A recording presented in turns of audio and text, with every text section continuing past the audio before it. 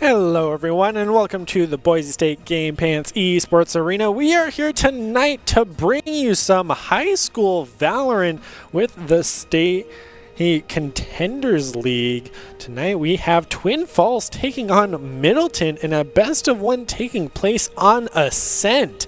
I'm your host Brenner Berlad, and joining me to call all of the action is Rich Rad Pontillo. So with this being a best of one on Ascent with high school players, what are you hoping to see that might throw us for a loop? I mean, the biggest thing that I look for, especially when it comes from the high school realm, is the tactical strategy. Because we seem that there's, when we look at the spectrum of knowledge, ability, and their coaching and their direction, it's really to see how they work together cohesively and what they can actually do to be able to get to an objective and then be able to solidify a solid presence there versus what we see, let's say, more from a collegiate standpoint, which has, let's say, a little bit more experience, a little bit more tactical history, potentially longevity in playing, period, and even some of the upper echelon. So high school being the, really great foundation for where individuals spawn and grow and learn. That's the biggest part, to see how they develop within this specifically single round that we actually have for these qualifiers. Yeah, and with this only being a single round and being such a new update to Valorant, that also means no Fade, the new agent. It's not an operator, it's an agent here in Valorant. So sadly, nothing too new and exciting to see just yet, as we also still just on Ascent. So well, with the team composition of Ascent and a map that you and I have casted a ton of with these high school teams, we can kind of walk through what this tournament might look like. This is classic Valorant 5v5. We mentioned it is a best of one, first to 13. And as a reminder, with this being the contenders for the state high school, these are the top four. We'll move on to the championship. So that's what these two schools are fighting for here tonight. And with these high school players needing all the help they can get, we can help provide it to them through Doc's Keys to the Game. And in Valorant, I believe that is going to be to never take a fair fight. But what does that even mean? To focus angles and, of course, flank. Know your winning condition, count cards / call abilities, which is something we touch on again and again and again. And in any first-person shooter, what you always want to do is click on some heads. These are brought to us by Drop-In Gaming, who is the premier online platform for gamers who seek competition. Play your favorite games to win cash and prizes through free and paid entry matches and tournaments.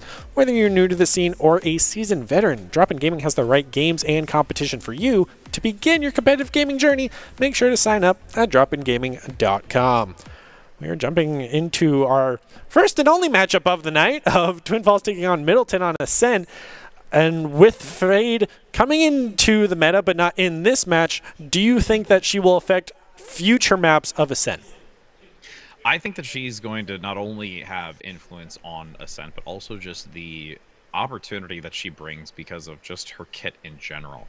There's a couple of really key quirky mechanics that work with her specific Cs and also her haunt that allow you to keep an individual locked into an area. There's only a couple that actually are able to elude this, such as, again, with the recent adjustment that just came in with Yoro. Yoro able now to kind of utilize those abilities when the ultimate is active, making sure that they can maneuver out of that location where they are getting locked down. But the mainstays, like a Jet, like a Raze, I mean, a variety of others that have high mobility aspects to them, are unable to really escape those grasps. So the Yoro, which we've not really seen be such a significant factor in these types of compositions, could actually be one, once it becomes active into competitive play, might be a reasonable response to somebody if they do want to potentially bring in, this new agent that does have these very unique aspects to their kit, which I think is going to be very influential. And especially when it comes to upper echelon players like VCT, like those, top agents in the meta right now, how it's just going to evolve. And it's really exciting to see what it's going to be. I know we don't get that yet, so which I would love to see, but only in due time. You can just go play Valorant after the broadcast, and there you have it. You Right. can have it all by yourself. It'll be great. But this is going to be Twin Falls taking on Middleton on Ascent. This is only a best of one, so see how quickly this might go or how long it might go for that overtime. We'll have to wait and see. So also curious to see what they might change up for their drafts, as this is the high school level play. It could throw something new at us, maybe even something like, the Neon that hasn't been in the meta for a long time. As you mentioned, Fade really changing things up as well. So walk us through what we're seeing.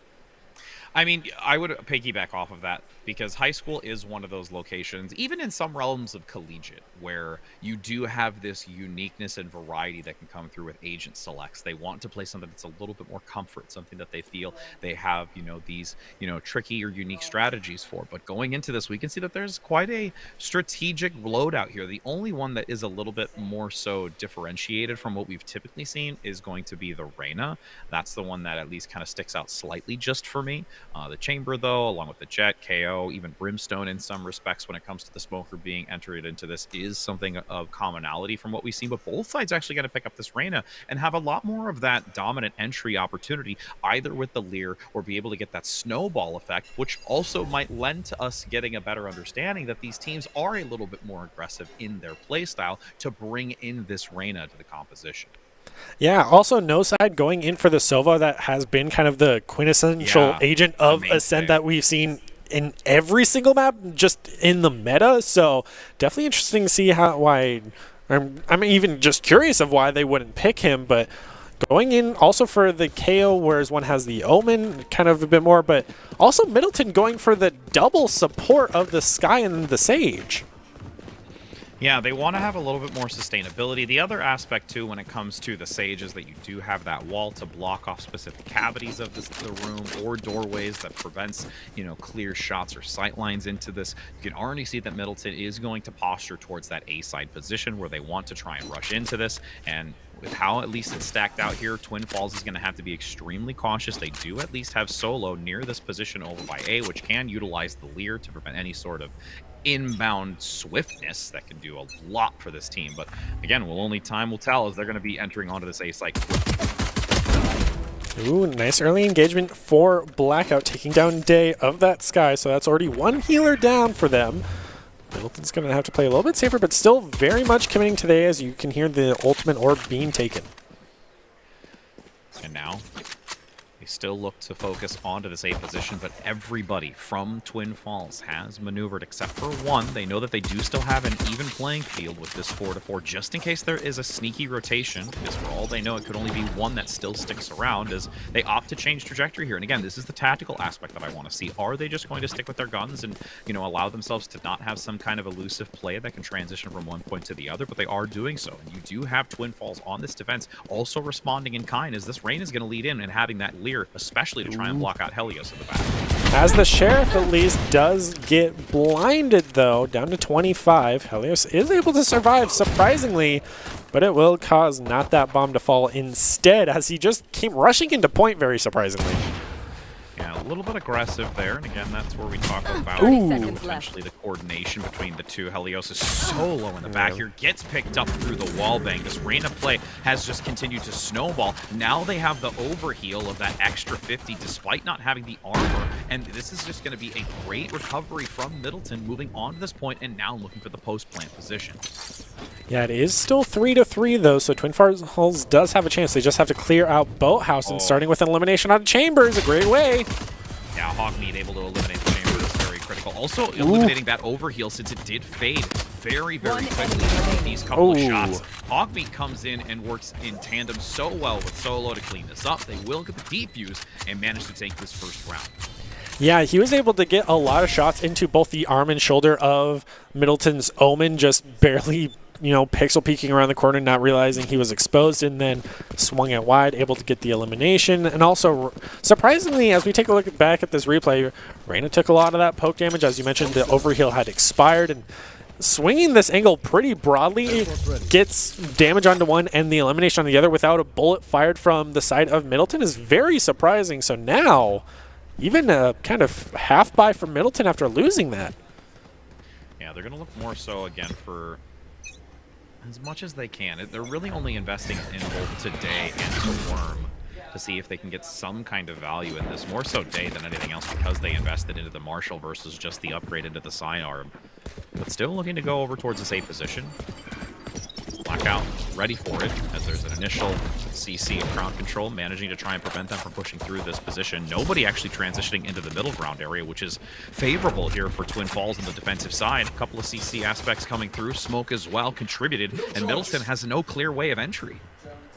Yeah, and Helios still the only one over by B, but this time Middleton's committing all 5 to this A push. At least this time they did not lose their Sky right immediately. That is their Day, I believe, is the player name, but Tiger going down, able to scout out 3. Pretty much confirms that they're pushing A.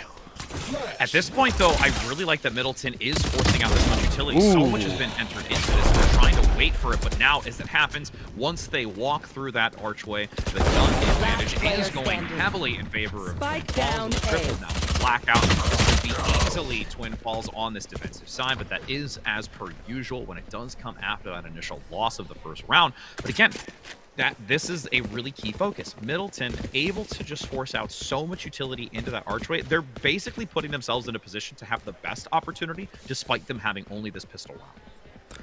Yeah, but the gun advantage definitely went in the favor of Twin Falls there because they went for more of a super heavy buy. But Middleton, having gone for the pseudo buy last round, can only 2 members full buy, whereas the 3 are going to have to deal with Spectres and even a Sheriff with light armor, whereas the side of Twin Falls is pretty heavy, almost full buy, and Helios taking aggressive push, gets it. That's such a hard loss early because, again, it's reasonable for you to only have Day with that Sheriff in the back as the Sky. You're looking for intel gathering with the Trailblazer or potentially trying to make sure that you have the sustainability and heal. But Helios eliminating that early frontline pickup, removing the Vandal from the equation here. It's only one that has it now. Specifically, Helios is going to continue to try and punish with Day in this middle ground area. Not yet being sought out as they're potentially going to be surrounded if anyone starts to push through. Once the smoke fades, it's going to be very devastating to enter in. Hogmead gets a second elimination here. Now makes it a 5 versus 3 with only 60 seconds to work with. Yeah, getting aggressive, pushing 2 members, but with how stacked up they are, the nice swing coming in from Solo, able to pick them both up with the Spectre, and Blackout finishes it out, taking down the opposite chamber of his own. But I mean, just look how much utility Sky has been holding on to. Never used the Hawk or the Dog or even the Heal for that matter, and just pushed right alongside the Omen. I mean, as much as Middleton is able to get utility out of Twin Falls, it seems that they're not using their own utility, and it's been costing them.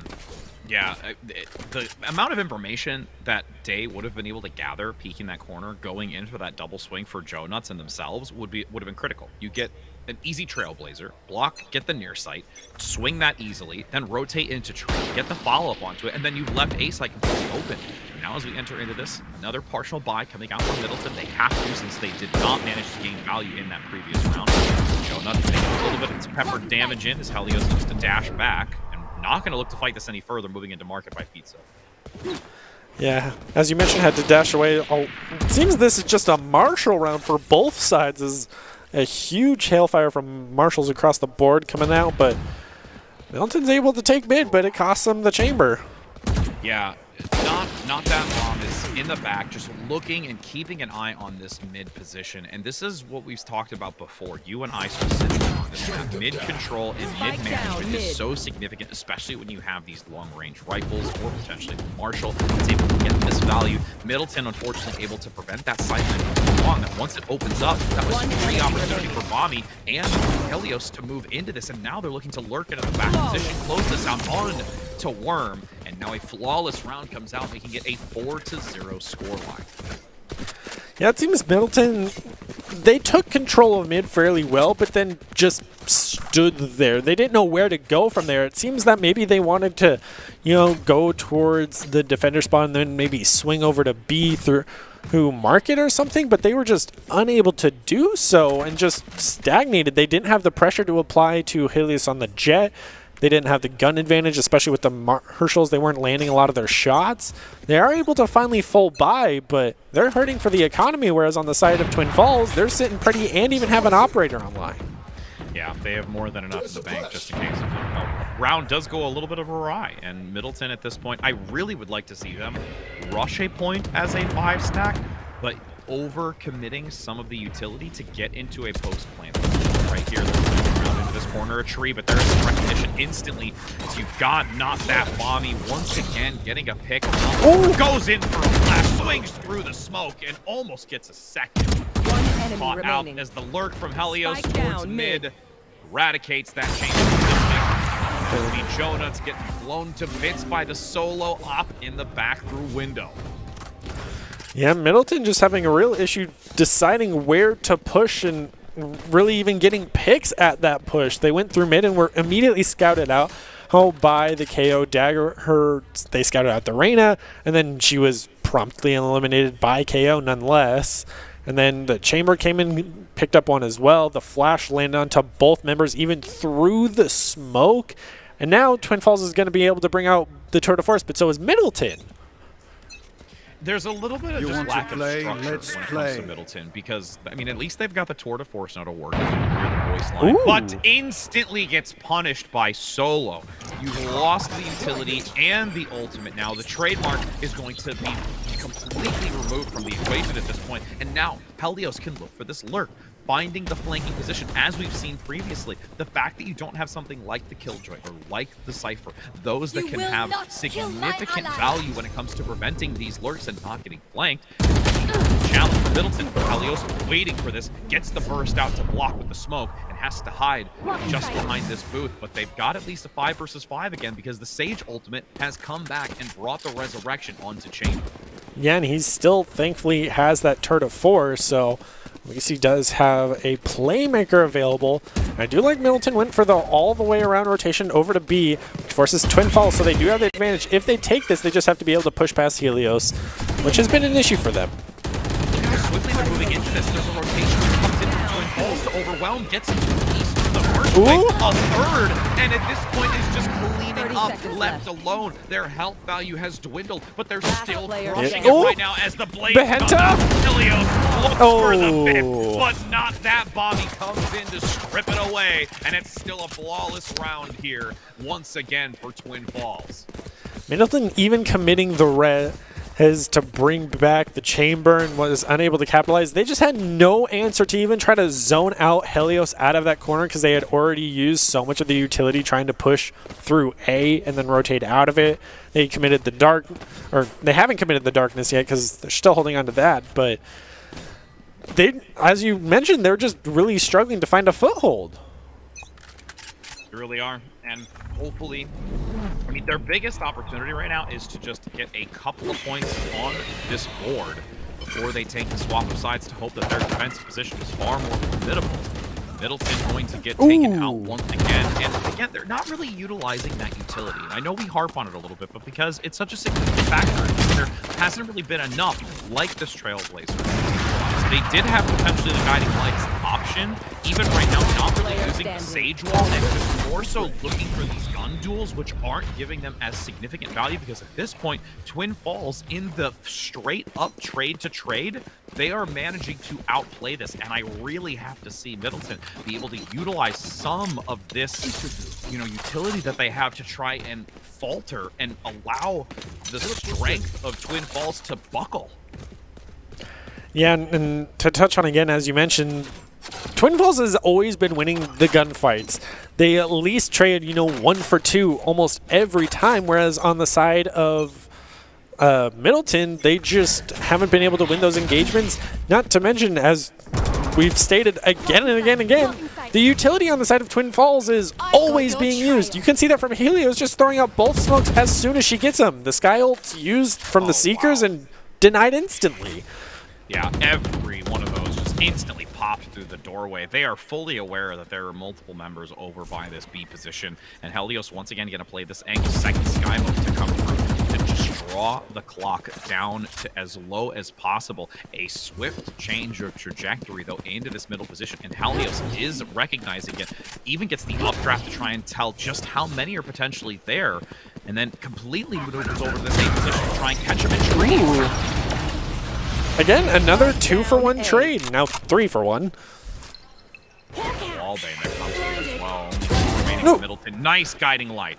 That's what I want to keep seeing. We need to have this utility come through. Trailblazer, The 1 HP! being at 1 HP, finds one despite the low health, and you leave Day all alone. Defenders once again, back-to-back rounds consecutively 8 times, and at this point, they're in such a dominant position that they really could look to complete this out with a 12-0, especially because of how the economy is continuing to trickle away, and every time Middleton gets at least some kind of foothold onto this, there's just that unfortunate early takedown where they haven't committed into that utility. Yeah, Twin Falls is really beginning to snowball away from Middleton. Middleton doesn't really have the tools in their kit, seems to really capitalize on it. But if any proof is in the pudding that Sky can make it happen, as soon as she threw out the Hawk, she gets the elimination as it landed on somebody. But she never used it up until that point, so hopefully members of Middleton take notice and start using their own abilities so they can get those eliminations and possibly take a round away from Twin Falls. And it's also just the communication of utilizing it. When that guiding light comes out, know to swing in with 2, not just single-handedly. Now that they've got the rendezvous repositioned, they're going to attempt to go over to this B position where they already do have that eventually get value, but the Hawk shot comes through. Sheriff for 1. They're so far away that they can't get anything with it, and there's a second. A res is contributed to this, and at this point, it's just solo free-firing through the smoke with just hopes of hitting something. I mean, at this rate, he had pretty good luck of possibly hitting something there, but hopefully the 2 remaining members of Twin Falls over on A notice that a huge rotation from the communication of the Reyna, who's been scouting it out with that operator, comes in. They got into point just fine and don't even check Bolt House! Yep, they need to be very proactive in checking those because Helios has been a menace. This is where I talked about that gun trade part of it. And it's again, not to be, you know, negative towards it, because again, when you're going against a rifle with a Sheriff in this case, but moments like these where you're not managing to check the corner, Helios completely swings out, gets 3 with it, and this duel at the top, you've got much cleaner fire onto that, and just, you have to use something that if you, let's say, are not as comfortable in the solo-to-solo trade or the gunplay game, if you're not using the utility at this point, then you're basically ending a round with a negative in your debits and credits. Yeah. This time, once again, Middleton going for the hard all-A push, and I'm surprised even when they pushed B on that prior round, they didn't know where to expect Helios, because Helios has been the dedicated B defender for Twin Falls, and Middleton just hasn't learned yet, but now committing both ultimates. Back just a little bit. Null Command is active, overloading those within its radius. They don't have any of the utility, but they haven't been one to use it previously, so it's not like they're really losing much at the present moment. The plan finally comes through underneath. Joe Nuts looks to potentially hold this angle, so if anybody takes a long lurk, but up top, Helios with the blades gets a second now. As the third or fourth, and that's it! Stacking it up in the kill feed, and will be able to eliminate everyone except one. Once again, Middleton being overrun, and Helios right now is becoming vastly the focus for this team and the MVP player all around. Without a doubt, and through all of that, Twin Falls still has the Reyna online. They did commit 2, as you mentioned, of the KO Overload and the Jet Dagger, so try and enjoy Jet before the changes come into effect and nerf her into the ground. But Middleton very struggling. Even with 2 supports, they cannot stop the all-out DPS coming out from Twin Falls. They're just playing aggressively and not utilizing their utility, as we've stated so many times. I mean, don't want to try to beat a dead horse here. It's just they haven't fixed it, and Helios. Well, it may not be your Sova main. Of Dreammaker, who is the man, the myth, the legend. Yeah, absolutely. I mean, and the biggest part is, like, you have to recognize the angles that all of the balls. Like, they're trying to play to every strategic advantage, and it's really punishing Middleton. Yeah, and the fact that the strategy of the Odin picks up 1, they weren't able to get out of the line of fire on time, now swinging mid, and ooh, they take out Solo as he swings the angle. at least evening things up. I mean, not only just evening things up, but they also managed to gain the op out of that because Solo was trying to take that long angle position over by Tree, but now that they've got that weaponry available, it could give them some pressure to enter in onto this Tree position. Jonuts can be there before the smoke is actually dropped and gets a decent angle, but Hog takes down 2 in return. The trade is not in favor of Middleton. There now is an attempt with this Lear up front from the Reyna. Can't get any value, and the cover as well. Smoke and Paranoia ready to be utilized as Helios up top in the smoke, waits to enter out. Once they want to drop it, you can see them maneuver out. It's not in the position, but finds them the second they step out into the open. They will be flanked either way, and Twin Falls now puts themselves at a position to have a completely dominant 12 rounds in a row before the side swap. Things are not looking feasible for Middleton at the moment. I mean, they have yet to have a numbers advantage in this matchup for a single round because they're just almost every trade they have is either 1-for-1 or 2-for-1. They lose 2 members and pick up 1 of Twin Falls, and it's just happened every single round. Now heading into round 12 where they're about to possibly be clean swept by Twin Falls. This only being a best of 1 could spell the end of Middleton as the tour de force comes out. Deja vu all over again. Same position once again in the middle. Ooh, it is a deja vu moment a second time on this map of Ascent. Nice tank down low at least for the Reyna play to get that over heals. But they do have a solid defensive position to get in on this clear, block some of the sightline with some massive entry frags potentially, but there's so much smoke committed into this. To be a plant. At this point, it's a learning opportunity now for Middleton. They're just trying to rush in here to take dominance and get off this high catwalk where Reyna is just going to take some shots underneath through the floor to potentially get some damage onto it, but they're going to have some return fire down below as well. Reyna underneath, waiting for them to come down, but they're still dealing damage from on high. Yeah, history is doomed to repeat itself as once again. Now even the beam coming down to cut off Jonuts, and now he swings back and gets it against Hog. Orbital Strike kept them back for a moment, but Joe comes in right now. And you actually have this be a 1-for-1. They have to go in for the defuse, but Joe waits patiently until they go for the tap. They're actually going to opt to go away from it, running, keeping their investment. And that will be a opportunity now for Middleton to at least get 1 point onto the board, but they still manage to escape the op. Yeah, Middleton is stuck between a rock and a hard place. They were able to win a round, but it cost them every single team member. And yes, that was the final round before the swap, so they didn't lose that much. But you'd hope if you win around, at least somebody survives. But Twin Falls Reyna is able to survive and never even used her ultimate. I'm still commending Middleton because they're at least not managing to walk out of here with a 0-round score. Like, they didn't forfeit at 10. It's okay. Yeah, when you're talking about, you know, high school individuals that they're basically just at this point building the foundation as esports gamers. Like, they're in a competitive situation where they need to be able to play this and learn and understand these types of diverse competitors that they're going to be facing off against. Entering into this now, once again, the rush comes in by Twin Falls to see if they can get to a position, work their way through Tree, which was not covered. They've got the smoke up on the high ground, and this will be an easy plan for them. Yeah, unable to... Well, they did clear hell, but it did cost them. What a lob. And the wallbang comes in by Solo. Han, let him have it. Han Solo, let him have it.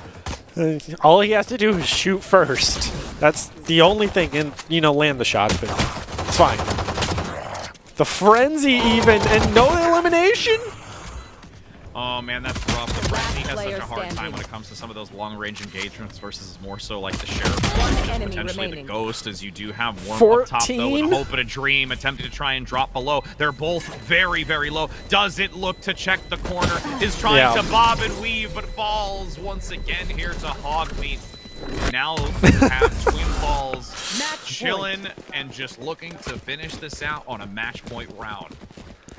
I mean, this is where both teams will go for as much as they can buy, because if Middleton loses this, they're out. And if Twin Falls wins this, No, Twin Falls wins this. Middleton is out. Middleton wins this. They'll be broke most likely because they have yet to win a round where somebody survives. So it's Yeah, the force spike comes through. Middleton has it at this point. It's do or die at this point. They're trying to just get as many rounds as possible. Helios up traps right into Joe Nuts, which is fantastic with the Stinger, able to get an elimination. Twin Falls That so was high. aggressive, already on site. They do have the number. And they clear Boathouse. Sky, I would love to see them manage to get that heal up as you've got potentially these flanking Ooh. position, but you do have Twin Falls taking the better end of this again. This is Spike once, planted. as we've seen before, the moment where that gun advantage plays such a critical role, but there is an equalizer. Middletown managing to get that engagement onto 2. There's a 2-2 score remaining for this match point. Solo down below gets the potential wall bang, but there is a lovely illusion Ooh. and evading most of the Last damage. player But here, standing. heal and the overheal prepped to go into this 1v1 and will be able to Attackers take it, win. sustaining through the damage as Twin Falls puts on quite a performance for this state qualifier. Yeah, you can see why they chose the Reyna. Of that self-healing kept him in the game, and even out-healing the 2 healers, plus the Reyna on the side of Middleton was just huge for Twin Falls, not to mention that it was very much of a stomp of a match of Twin Falls running away with it ever since round 1, essentially, because Middleton, on the attack, struggled to ever get on site. They maybe spike planted twice at best. I mean, it was a real uphill battle for them. Absolutely. And, you know, again, at this point, when you're talking about being in a competitive state, you have to reflect on the things that you've learned. You still got a round. I'm still going to give you credit for that one, friends. Like, you got a round. Yeah. You didn't end up just getting completely shut Something's out in better this than nothing position. at the end of the day. Yeah, and you know, being in the qualifiers again, top 4 teams, you're in there. So you still have to now evaluate what your strengths are, what still needs to be worked on. We've touched on a few of them over the course of this map of Ascent. But the other challenging part is when you go only in a best of 1, you don't really have that opportunity to potentially play to a map that you are much more confident in. And, you know, going into these types of best of 1s, it can be challenging. So looking forward and how they look to opt into maybe some alternative strategies for Ascent is really the win condition here for them moving forward. But hats off again to how Twin Falls managed to play this, just coming out with such a fearsome force, and Helios being a nut and just completely crazed on that jet and getting a huge value for the team. I mean, it is said that he didn't get the Penta stolen by the KO right at the tail end, but I mean, he had the capabilities. But that is going to close it out for our Valorant cast tonight. We're going to go ahead and close it out with our top 5 plays of the night, because we do have at least 5 plays from the best of 1 match, and those are presented by the Idaho Army National Guard, who invites you to take your impressive critical thinking skills into real time with more than 10 jobs offering a $20,000 bonus, and your degree of choice paid for. The Idaho Army National Guard is the best team to join out there, so make sure to reach out to them on Twitch at iGuard Gaming, and have a good night.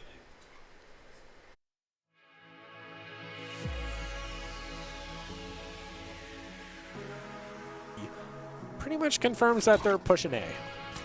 At this point, though, I really like that Middleton is forcing out this much utility. So much has been entered into this. They're trying to wait for it, but now as it happens, once they walk through that archway, the gun advantage is going heavily in favor of Triple Hill. Blackout can be easily with the corner of tree, but there is some recognition instantly. You've got not that Bomby once again getting a pick. Goes in for a flash, swings through the smoke, and almost gets a second. Caught out as the lurk from Helios towards mid eradicates that chain of building.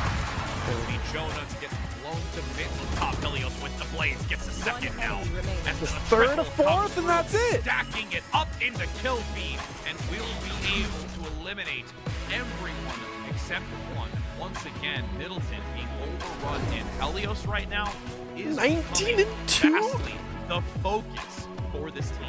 Waits to enter out. Once they Is attempt it? to drop it, you see them move out. It's not in the Doesn't check. position, but finds that the second they step out into the open, they will be flanked either way. And Twin Falls now puts themselves at a position to have a completely dominant 12 rounds in a row before the sun once again. And again, they're not really utilizing that utility. I know we harp on it a little bit because it's such a significant factor. There hasn't really been enough like this Trailblazer. They did have potentially the Guiding Lights option, even right now, not really using the Sage Wall, and more so looking for the individuals which aren't giving them as significant.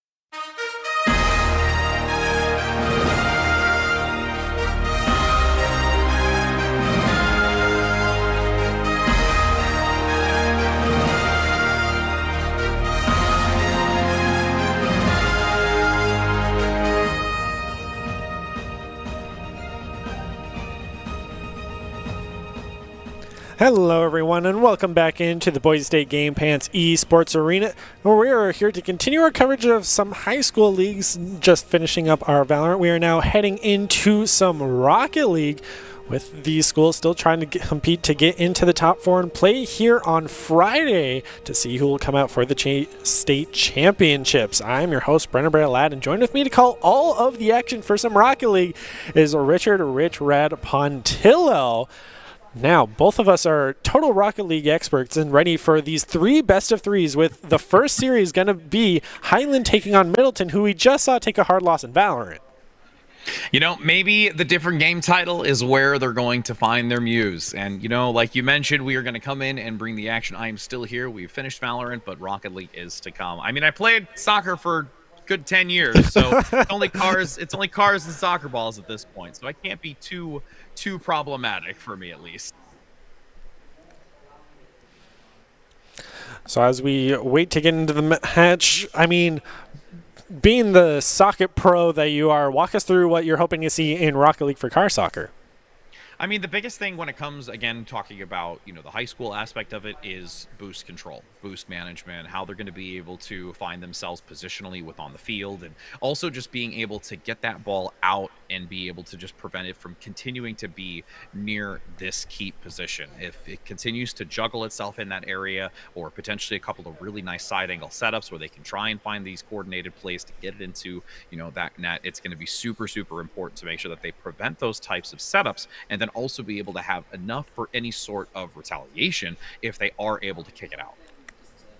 Yeah, and with this being a high school league, let's walk through how it's going to be played, and it is going to be the traditional Rocket League setup of 3v3 in the soccer mode. This is a best of 5, with the rounds going as a best of, that's actually best of 3, with these schools competing to be in the top 4 for the state championships. And if we make it to sudden death with an even score across the board when the time hits 0, we will have the golden goal for sudden death.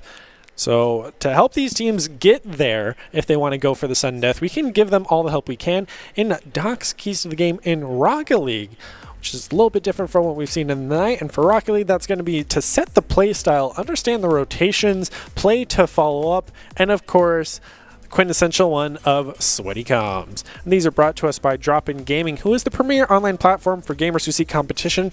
Play your favorite games to win cash and prizes through free and paid entry matches, whether you are a seasoned veteran or even new to the scene. Drop-In Gaming has the right games and competition for you. And to begin your competitive gaming journey, make sure to sign up at dropingaming.com. As we wait to get into our first matchup of Highland taking on Middleton in Rocket League. This is something you and I have never casted together, as a little sidebar for the two of us. So some exciting history is being made.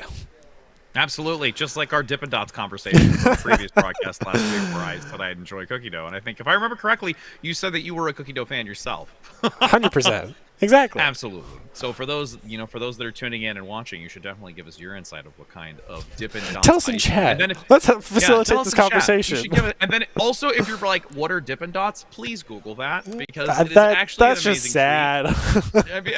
How do you not know Dippin' Dots? Like, have you not been to like a stadium to watch like a ball game or something? Like, always Dippin' Dots. Mall. That was the other place. Again, water parks had them a lot too.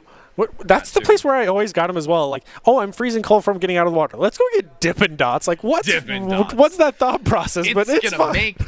Well, to be fair, it's going to make the body work harder to warm you up. So, I mean, I guess there's some kind of... I guess. But it was also overcharged because it's a water park. So it's just such a hassle. But they're also just so good. So sacrifices will be made. But as we wait to get into this 3v3 for high school, this is going to be a little bit different from what we see in Collegiate Rocket League from our very own. It's not going to be kind of those high-level plays of a ton of air dribbling. I mean, maybe it will be. We have yet to really debut a lot of these high school teams and of how they might compare up to, you know, our very own Gill and Danger, and how they have kind of dominated the scene. We did just recently do our Contenders Cup, so maybe some of those high school players had snuck in there. But as we kick things off, Middleton will be in the blue with Highland in the orange. As there is already an instant goal out the gate here. Finds a nice subtle bank off the goalkeeper here. You see it ricochet off the backside. Aerial position, beautiful trajectory. Just clips that top bar and lands for an easy way to start this game off. 5-second goal is pretty notable for the side of Elite Striker on Middleton, so great way to start. And you know Highland is immediately going to try to re-engage that and try to match the ferocity coming out from Middleton, but seems to have some pretty strong air games so far with a shot coming out from Phantom, but will end up being saved. Cleared out into the mid, but Phantom's keeping the pressure on. Yep, looking for this follow through into the middle position. Can't quite land that one as they are still keeping it towards this Highland side. And this is a much more aggressive and dominant natured type of play than what we saw from Valorant earlier. So Rocket League definitely seeming to be a little bit more in their prime, as there is a great deflect and it's look to try and get the ball out towards that center field and regain with some of the boost control. Yeah, being the aggressive team allows you so much of that map control, which is why you can see that Middleton has been struggling a bit in that category because the ball is on their side, finally able to try and clear it, but Strong is there to deny, or Stronic? Double A. Double A. Double A indeed. They've got the battery power to allow themselves to surge forward. To Where's the battery pack skin for the top of the car? So you're just driving a little electric car? That would be great. Lovely stellar backflips in style. Ooh, This middle position does just lightly tap it to split the difference getting into this one. We're going to take another look at it as well. Yeah, I also like the car synergy between Phantom and Elite Striker, both running the clean, like, white and blue 98 car. It's classy. It's classy. It's definitely, Classy. it's a little bit more It's of that team my synergy. time period. It's my time period for types of cars, so that's saying. I mean, it's not too, Herbie dating the me. Love Bug, so can it be really that cool? True. It has, like, the same, like, color styling to it, but it's not, you know, Volkswagen Beetle, so. No, it's not. I mean, if we want to talk about, I mean, I need to slug you if we saw a Beetle right now, so that's a long time old thing. Guarantee you our I mean, that would mean you our have to be director's here, giggling in the so, background you know. from that one, so Doc knows what I'm talking about when it comes to that. As we're going to now see this continued applied pressure here from Middleton, managing to continue to be at a 2-0 lead at this position. There's some great attempts to at least deny some of the ball control in this middle position, but still in favor of Middleton. They're constantly finding these advantages, and really even in a position of where you do have Highland taking control of the aerial game, there's an instant opportunity for Middleton to start changing it back and now continuing to throttle towards their opponents. Yeah, finally applying the pressure to Highland, try to keep the ball on their side. A great bounce off the backboard, but no teammate was there to go for the shot.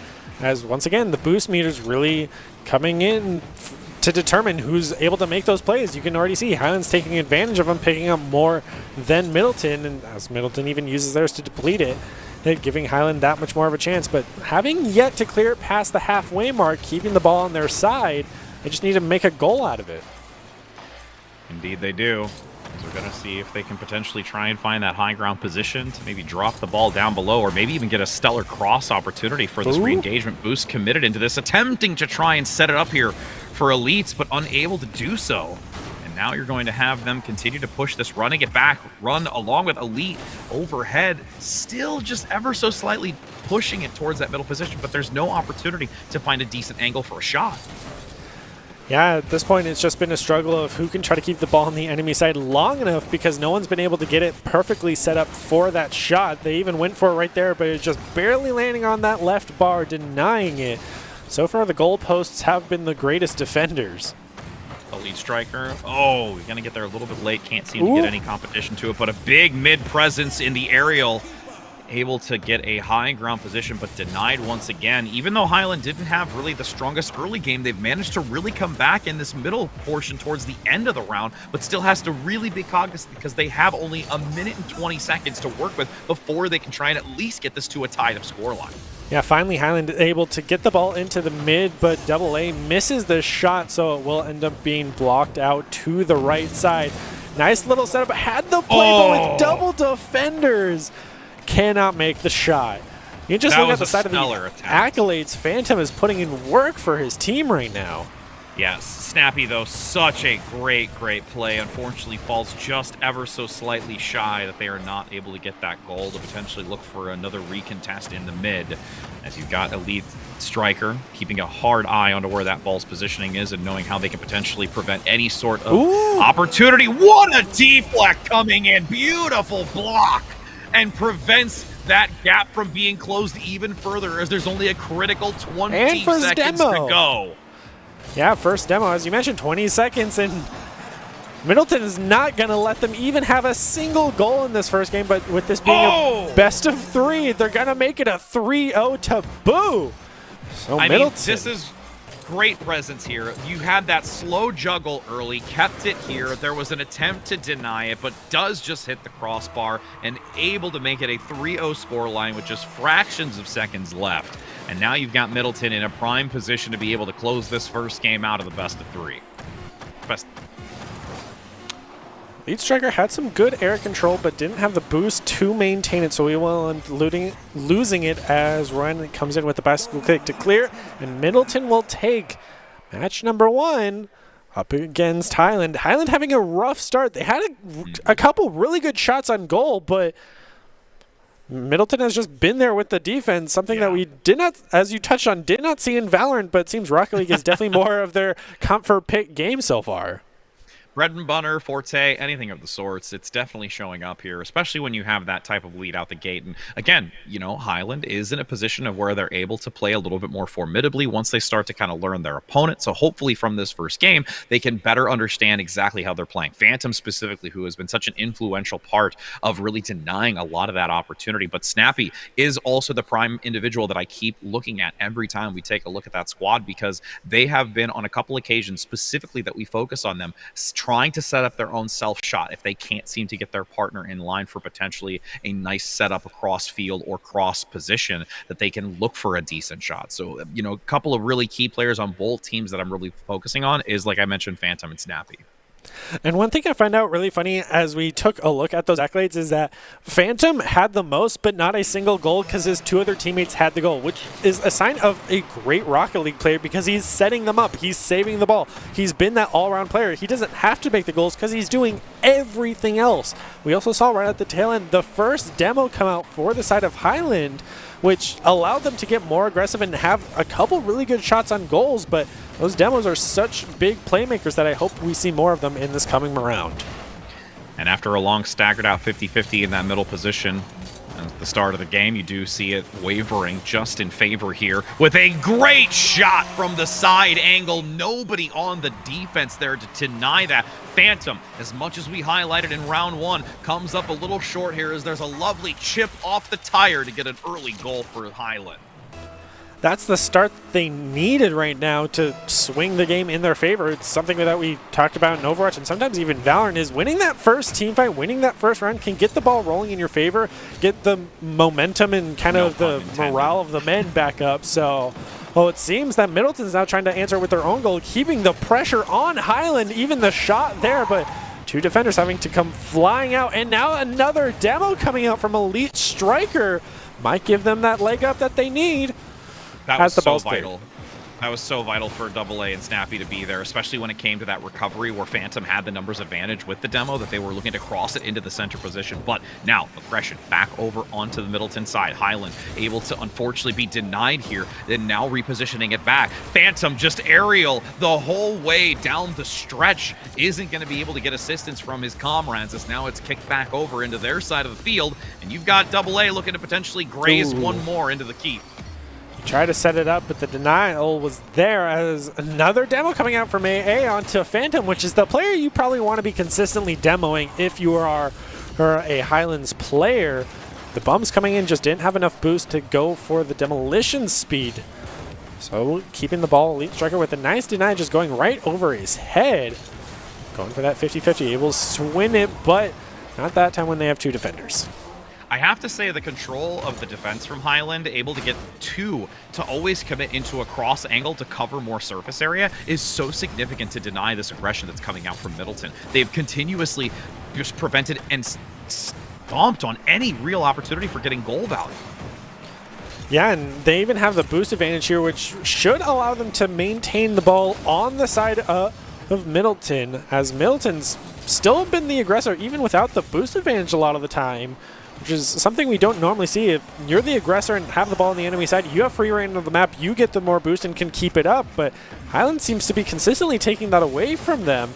It's been working so far as we just now passing the halfway mark in this matchup, and AA takes down Run. It's fine. Going.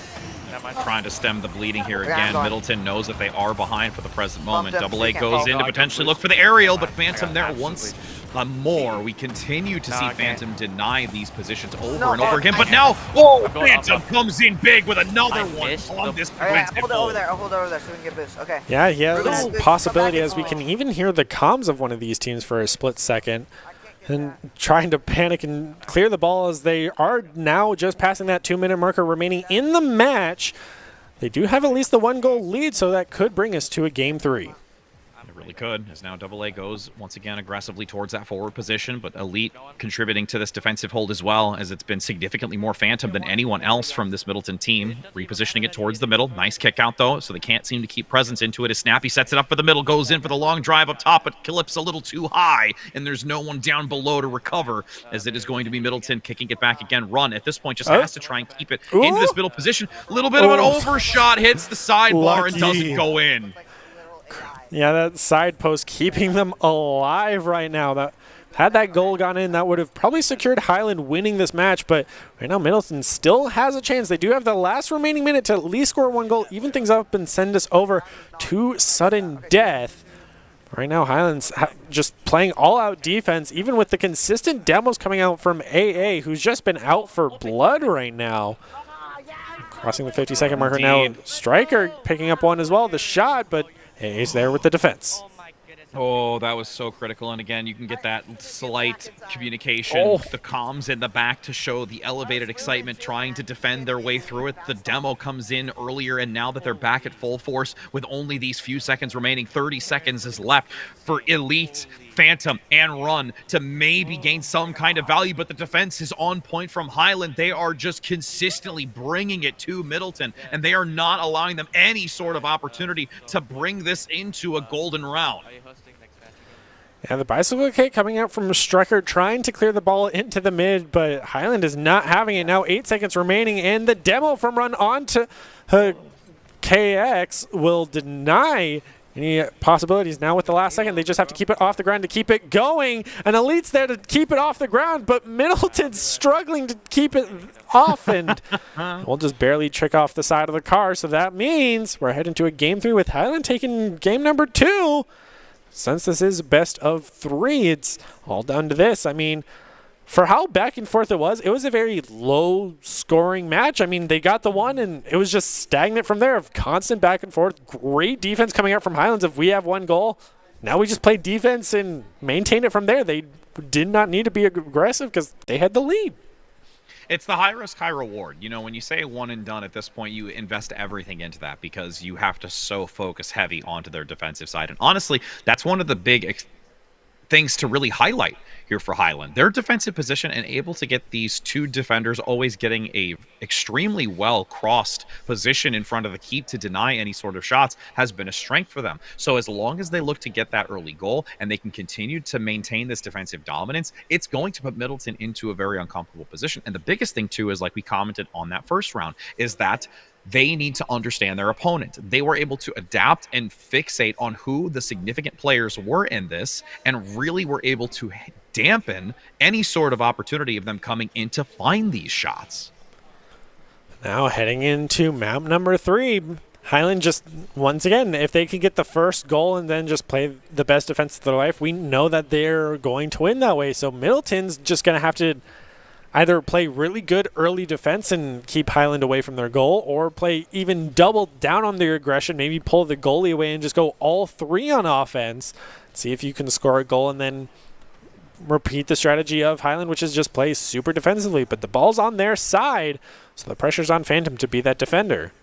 Oh no, there's a great recovery by Elite Striker, though, stepping up when you see that Phantom is alone and left to the wayside, coming in so quickly and rapidly to make sure that they can hold on to that, as it's now going to be a return for Phantom, attempting to play aggressively to see if they can get something into the goal early to try and find themselves the advantages they had in round one. But nice defensive play once again to kick it back out. Is anybody going to get there in time? It goes cross field, and XR comes in big with a massive opportunity to shut down. Phantom at this point is bamboozled by how that just happened. Yeah, it was hard with both of his two team members of Run and Elite both off to the side getting boost. We saw Run come flying in from that right side after the ball was kicked in, and having no dedicated goalie has been costing them because they've had to play more aggressive to try to get a single goal against Highland, and Highland's just been able to get those long 50-range shots and secure the goal. So now they're just going to play nothing but defensively, and getting the demo against Snappy, he might give Middleton the leg up, but those really short respawn timers already coming into effect. Yeah, you can just see there's instant response to play forward. The fact that they lost one so that they have to draw all three's attention here from Middletown back to a defensive position versus an offensive one. Boost now going to be obtained. Elite goes in once again to try and get a cross position for their follow through, but no one's there to do so. And there's a nice dribble coming out from XR as well to potentially recontest this back into their position. But again, it's all on the defense now. We've seen it time and time again. Now, once you have Highland get this advantage, beautiful denial here from Elite Striker. Definitely fill in the shoes that we've seen Phantom do before, and that's a second successful hold here for them. And so Snappy's just going to get his revenge by demoing one of the members of Middleton, but didn't have the good pressure, but all three members come out to block that ball shot from Run there. Elite Striker tried to keep the pressure on, but Phantom comes in with the air denial. SKXR comes flying out of the goal to do the exact same. Ooh, had a nice shot on goal, but Elite was there.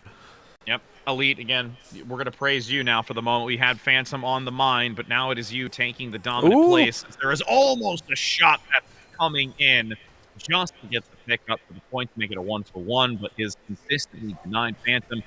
To set something up for the team, as there's a nice cross opportunity here for Elite. Doesn't quite touch it as well as they would like for this opportunity, and now is the potential counterplay that comes in from Highland. Run with an open goal, gets the shot. First time we've had an even game between these two opponents.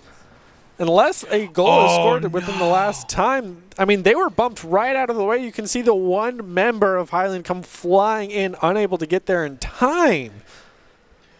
Yeah, slight spatial awareness on that one compromised the entire play. The fact that there was a couple of ricochets to deny the deflect onto the ball sets it up perfectly for Middleton, and Run takes full advantage of that, gaining the execution, making it a 1-1 scoreline now, and we start reaching these critical moments. 2 minutes remaining. XR coming in once again with his defensive position, finding a lot of value to clear it out, but hasn't been able to do too much as of late, since this pressure is consistently now from Middleton, and they are feeling quite confident with that last goal to make it a 1-for-1 scoreline. Yeah, with the ball bouncing off the backboard, Snappy will be able to clear it and put the pressure on, and KXR is there with the setup, coming flying down the mid and lands it in. And again, KXR, like I said, has to find an opportunity, but look at how clean this is. They get the bounce off the wall and Elite, so they are not ready for it. Phantom isn't in a position to be able to counterplay that by the keep, so it makes them lead now with a 2-1 scoreline as we are just over this minute time bank, with Run needing to try and help contribute in this. The feeling a little bit behind from what we've seen compared to the defensive prowess from both Phantom and Elite. Yeah, Run's definitely been the go-to offensive player, as they do have the one goal that Middleton has been able to achieve in the past 2 rounds, that is now, being last round in this round. So, passing the 1 minute remaining, Middleton needs to make something happen here, but Highland's just been having a field day so far, just keeping the ball on Middleton's side of the court as it is finally cleared, and Snappy even misses the defensive block, but KXR is there, and AA comes flying in, even with the demo, to deny the aggressive push coming out from Middleton. Yeah, this is hyper defensive play. Highland needs to continue to do this for them to be able to claim this best of 3. There's a little bit of a hesitation, though, on this side, keeping very watchful eyes onto Phantom and maintaining this boost management significantly so they have something to deny the aerial. But the aggression comes through 30 seconds in, looking for a cross over the top, but Elite's going to be able to deny it. And once again, you still have Middleton in a prime position to be able to come back into this and just bounces it off the top. Can Elite be there to get the cross? No! Comes up shy, and they can't get the 2-2 score line. That's where the key of boost management comes. He ran out and just didn't have the speed to keep up with the ball that just flew right past him.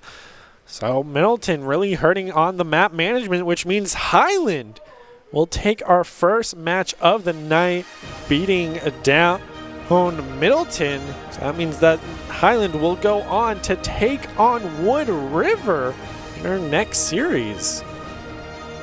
What a worthwhile attempt, though, by Middleton. Have to give them credit. That final setup that just came up short, unfortunately, just spells their demise to not go into that extra round for the gold inning.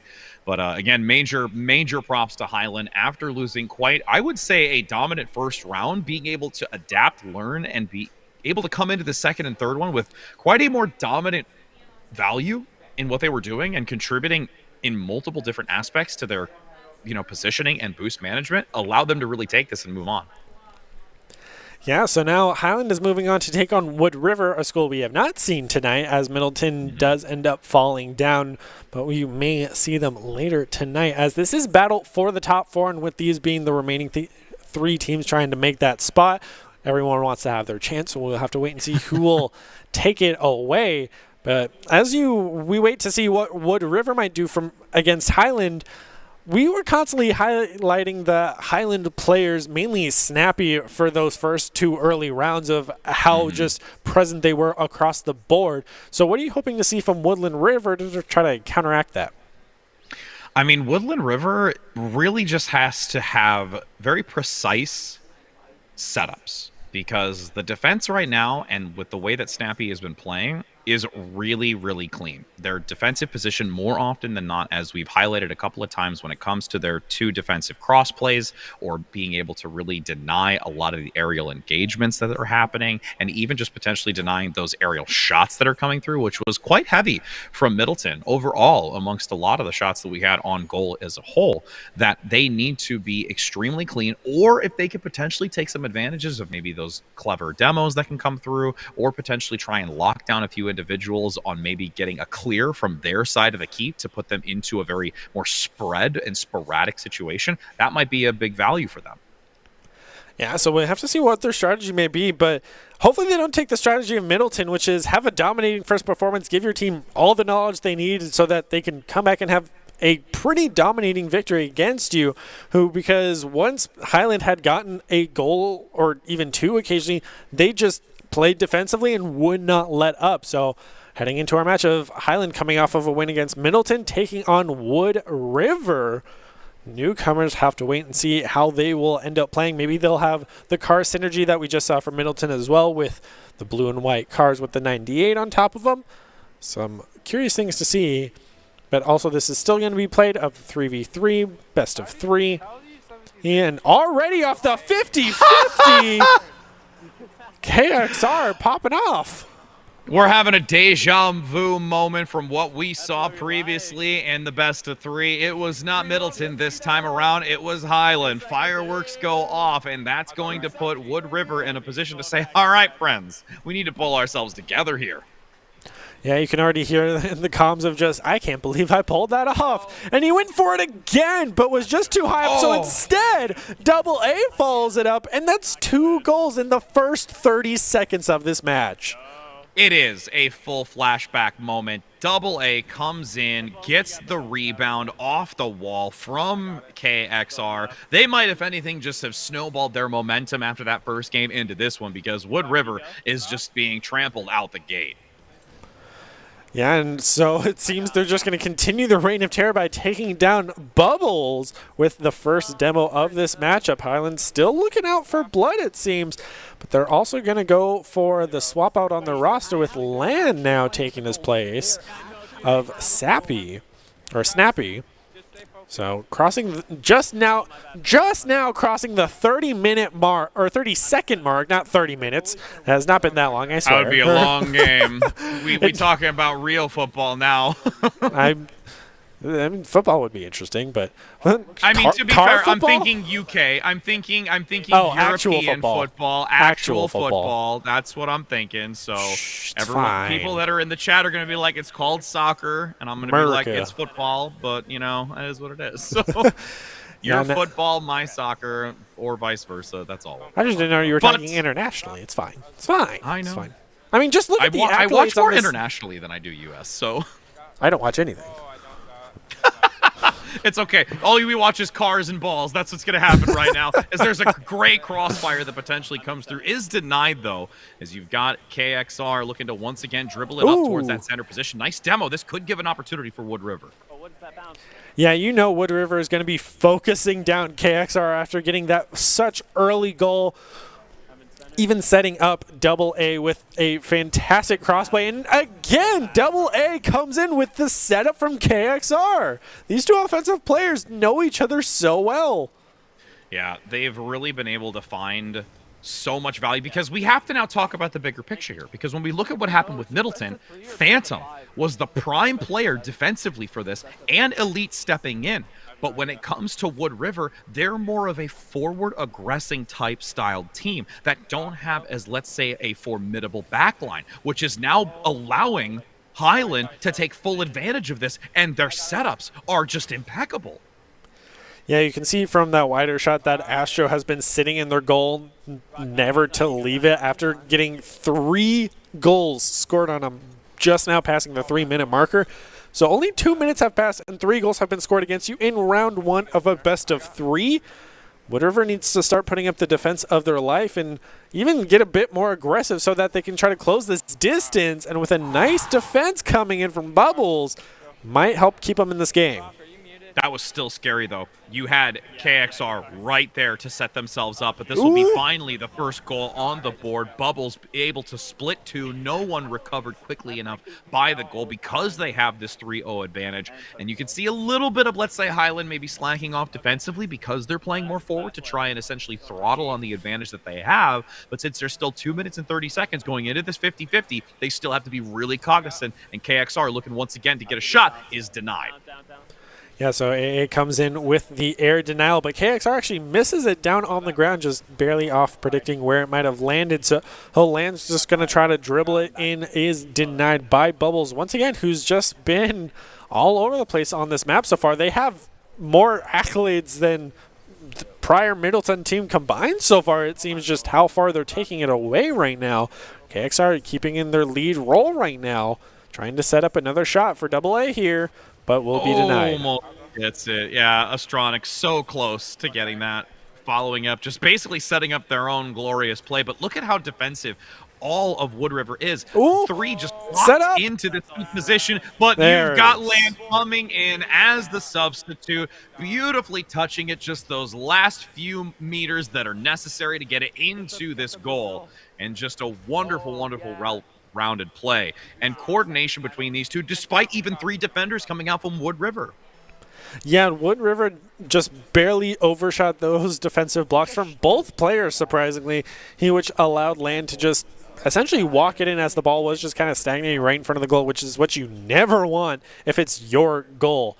Another shot coming in from Wood River to try to even the odds. Sadly, with Highland having a 3-goal advantage right now and only a minute 20 remaining, Wood River has the pressure on their shoulders. Astronic now attempting to reposition it back towards that outskirts to potentially have it redirected into the center. Aerial comes through. XKR is going to be denied, though, for the moment as they go back in for a second. Hits the the top pressure. portion. Rebounds off the wall. Oh. Aerial comes through, but can't seem to get the execution onto the ball into the keep. Yeah, KXR just barely too far to the right on the hit for that ball hold goal shot, but his teammates are there to just keep the pressure on and deny Wood River from ever clearing the ball off of their side of the court.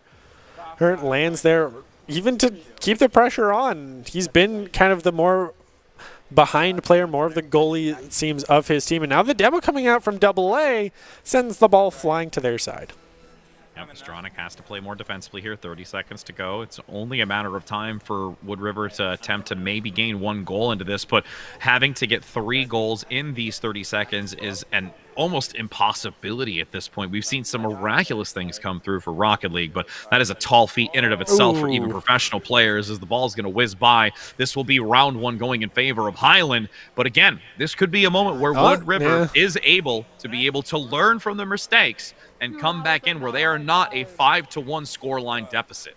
Yeah, hopefully you don't see a repeat of the Middleton match where Middleton had such a commanding victory in that first round, but then the next 2 rounds it was 1 goal apiece and it was just kind of stagnant hitting. So Highland definitely needs to keep the pressure up going to this next round as we close out 3 and the ball hits the ground.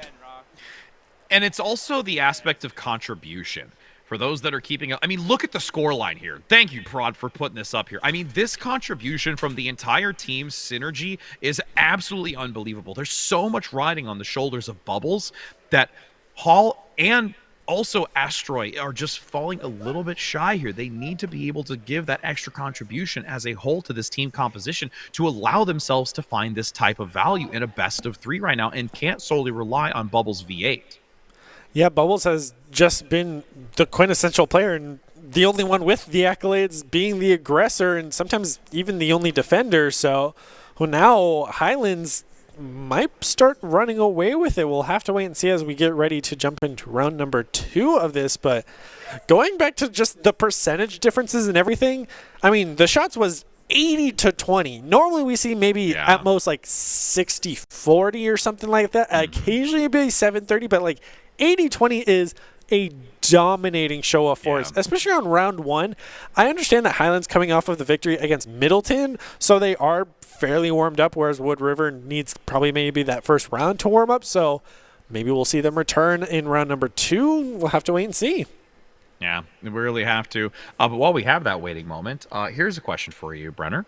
So we talked about Twinkies and slug bugs. So do you know what a Twinkie actually is in that reference? This is going to show my age, and Doc's probably laughing in the background to this comment. So a slug bug is a Volkswagen, but what is a Twinkie? Do you know Do you know the bus from Shaggy from the Mystery Machine? What's the show? Yeah, that is a Twinkie. As you don't not know only the name of Twinkie, Scooby-Doo and you call me old? I know. Let's not talk about it. All right. I see the hypocrisy here. I know. It's okay. I, for whatever reason, just couldn't think of it. I was thinking of the Mystery Machine, but I was like, but that's not the name of the show. But what we're going to be paying attention to is the fact that Wood River has actually come out with an early goal lead. They've learned from their mistakes and now have an opportunity to be able to take this lead. We're sorry, also, that are now bringing in Snappy for Highland. Both XR and AA have been swapped out for the Highland roster. Yes, so that's going to also changes. be a factor. Yeah, the fact that that's going to be coming through might lean into where Snappy feels a little bit more confident to get some game time since Lan has already shown previously. Same thing with Tick. Just this change is really something to keep an eye on because it's also going to be something to watch, especially if you do have Wood River claiming this to go into a third round. Denial beautifully placed by Tick to prevent that corner shot and is just still needing to kick it out of here, but they can't do so. Yeah, it's been definitely a struggle in front of their goal for probably too long for comfort if you are a Highland fan, as it's there once again. Wood River has been bringing it back after the roster change-ups for Highland. But they've been able to deny it so far. Highland just needs to get on the scoreboard in order to at least send it into overtime. Thankfully, they have 3.5 minutes to do so. They do. They have a lot of time. And the one, oh, beautiful block by Lan Rocco coming in, denying that second goal to not let this start to pull away from them. And with the synergy between Lan and Snappy defensively, I still feel that they are quite a force to be reckoned with on this defensive side, despite that early goal that happened out the gate. So now finally Highland's beginning to slowly apply more and more pressure, try to clear the ball over. Nice shot, but it's going to go too far over to the right, even with Snappy on the defense. Now Snappy's was going to try to be the offense, but Right now, Wood River's just going all out aggression to make sure that they maintain control of the ball and have more and more shots on goal. But having a teammate like Astro be a dedicated goalie for the side of Wood River allows their two aggressive players to just flourish and consistently have amazing plays between the two of them. Now there's some aggression, though, coming in on this position for Wood River. Has to play very strategic to get it out, since it is more, like you mentioned, those two in the front position where it is the single keep versus that two defensive type of positioning. As Halo Thief looks to regroup with the booster, is going to deviate away from the position at first, but now has an opportunity to try and wing this back over into their favor. Up top, aerial position does get denied. And is ricocheted off that wall for a potential follow-up in the center, but no! Lanroko comes in again a second time in this round. Now Snappy's trying to set it up for his own teammates a bit too far off to the right. You did see, I believe that was either Snappy or Lane come flying in for the shot, but was denied in the air. Do enjoy seeing more and more air plays coming out from these teams as we do get hit a bit higher up on our bracket, as this is Highland taking on Wood River after just defeating Middleton. What a play coming in defensively for that again. Minute 30 to get one goal. This definitely seems like a repeat of the Middleton match of Highland comes out strong. Now Wood River gets the one goal and is just having the time of their life. Looking to get a rebound off the wall. Can't seem to have anybody or enough power to really push it into the middle position to follow through onto it. So Wood River now playing that outskirts again, looking towards that midfield to see where the ball is going to be able to juggle. As you do have Snappy. Oh, gets denied. Halo Thief comes in from up top, just completely overwhelms and overruns this defensive repositioning. And the fact that it's left high in the sky is a basic tee-off here for Halo Thief. Capitalized on the positioning of his team and the possibly mispositioning of Highland, but the accolades on the side of Bubbles is shot after shot after shot on goal right now, keeping the aggression on Highland right now, not allowing them to ever leave their goal, which is why they have as many saves as they do, but it doesn't matter because Halo's coming in with the hat trick. Yep. Hat trick indeed. Hats all over, and there's probably plenty of rabbits inside of those hats for those magicians out there, as you've got this now a 3-0 lead for Wood River, where we've seen Highland now find themselves in a Middleton position. I mean, they learned maybe too much about Middleton and now are copying their strategies because it has cost them dearly here. Highland having such a strong start, but now Wood River is really running away with it in round number 2, which is going to send us to a round 3, unless Highland can pull off a miracle and score at least 3 goals in 40 seconds. I mean, the biggest contributing factor to this, too, is also potentially the roster change. Feeling really confident earlier, since they did have to adjust them into this now, giving a lot more opportunity for Bubbles to accelerate. Also, Halo Thief giving that extra emphasis in supporting. I mean, when we look at that here on the left-hand side, look at how much contribution Halo Thief has had in addition from what we've seen previously, and continuing to fuel Bubbles. As this last 15 seconds remains, it is just going to be a matter of time here, and Halo Thief at this point is just looking for one more goal to make it a 4-0. Yeah, you got to pad the stats while you can, and this is the perfect time to do so. But with the ball staying on the ground, rolling away, Wood River is going to be taking round number 2, and the shots difference closing the gap, showing Highland how it's done with 92-8. So you were talking about like 80-20 was a little shocking because we typically see 60-40, 70-30. Well, 92-8. Wood River in that second round right now has completely turned a new leaf. And if they can carry that into this best of 3, the third round, even with potentially Highland, who I would anticipate taking some swaps. They are subbing back in their more dominant playing factored team in this initial round because they cannot let this get away from them. 100% expect that. So if they don't, I would be very surprised of, okay, so you're not going to go for the roster changes. What are you changing with your team's kind of maybe mentality of how they're going to go about it? Maybe you try to get a bit more pressure onto Asher, who's been that dedicated goalie for Wood River. Maybe try to get some more demos onto him, because that was, I would say, a pretty clean match of no one was really going for the demos, which is a huge game changer, taking out that third member.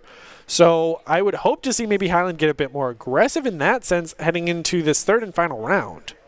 and they need to tag in their support. They've got to bring in those initial players because they did end this more coordinated synergy. And I mean, it might be an opportunity where they do just want to get some playtime into this, but with how substantially differentiated that was from an 80 dominant position here for Highland previously to now an only 8% divisible by 10. I mean, that's kind of rough. Yeah, it's definitely a rough situation right now for Highland, so hopefully they can close the gap here. Heading into match 3, this is the battle to get into the top 4 for the state championships in Rocket League.